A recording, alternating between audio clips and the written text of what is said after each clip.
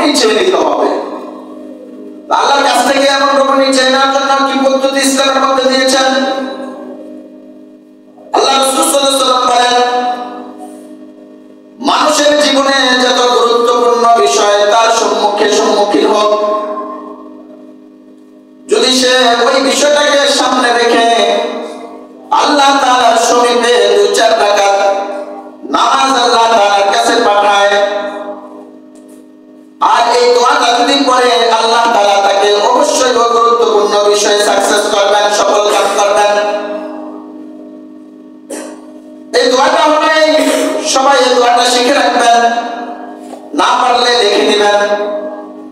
আল্লাহ রাসূল সাল্লাল্লাহু আলাইহি ওয়াসাল্লাম বললেন, মানুষের গুরুত্বপূর্ণ বিষয়গুলোর মধ্যে হতে মানুষের জীবনের সবচেয়ে গুরুত্বপূর্ণ বিষয় হলো বিবাহ। এই জন্য এই বিয়ের ক্ষেত্রে এই দোয়াটা অবশ্যই আমার উম্মতরা যাতে পড়ে এবং 2 রাকাত নামাজের পরে সেই নামাজটাকে বলা হয় সালাতুল ইস্তিখারা। এই নামাজটাকে কি বলা হয় বলেন? ইস্তিখারার নামাজ। এই ইস্তিখারার নামাজ যে ব্যক্তি পড়বে, যে পুরুষ পড়বে, যে মেয়ে লোকে পড়বে অথবা ছেলে লোকে পড়বে, আর আল্লাহর উপর যদি তাওয়াক্কুল থাকে তাহলে তাকে ওই ইমরাতে সালেহা নেককার স্ত্রী আল্লাহ তাআলা অবশ্যই দিয়ে দিবেন। এই নামাজের ভিতরে আল্লাহ তাআলা আপনাকে ফয়সালা করে দিবেন, স্বপ্ন যুগে দেখায় দিবেন। এজন্য এই দোয়াটা শিখতে হবে। বাকি নিয়ম হলো হযরত আইয়ুব আনসারী রাদিয়াল্লাহু তাআলা আনহু রাসূলুল্লাহ সাল্লাল্লাহু আলাইহি ওয়াসাল্লামের দরবারে গেলেন, বললেন, ইয়া রাসূলুল্লাহ, আমার জন্য তো মেয়ে দেখা দেখে হচ্ছে, কি করা যায়? নেককার স্ত্রী কিভাবে আমি পাবো? আল্লাহ রাসূল সাল্লাল্লাহু আলাইহি ওয়াসাল্লাম বললেন, ও আইয়ুব, তুমি তোমার প্রস্তাবটা কাউকে শোনাইবা না, গোপন রাখবা। তোমাকে যে মেয়ে থেকে প্রস্তাব দিয়েছেন এই প্রস্তাবটা গোপন রাখবা। গোপন রাখা তারপরে এশার নামাজের পরে 2 রাকাত 4 রাকাত অথবা সাধ্য অনুযায়ী যে যতটুকু পারো ততটুকু নামাজ আল্লাহ তাআলার সমীপে পেশ করবা। পবিত্র স্থানে, পবিত্র ছিটে যেখানে শুইবা জায়গাটা পবিত্র হতে হবে। ওযুর সাথে 2 রাকাত নামাজ পড়ে নফল নামাজের মতো এই দোয়াটা তারপরে পড়বা। আল্লাহুম্মা ইন্নী আস্তাগফিরুকা বিইলমিকা ওয়াস্তাগফিরুকা বিকুদরাতিকা ওয়া আসআলুকা মিন ফাদলিকাল আযীম ফাইন্নাকা তাকদিরু ওয়া লা আকদিরু ওয়া তা'লামু ওয়া লা আ'লামু ওয়া আনতা আল্লামুল গুয়ুব।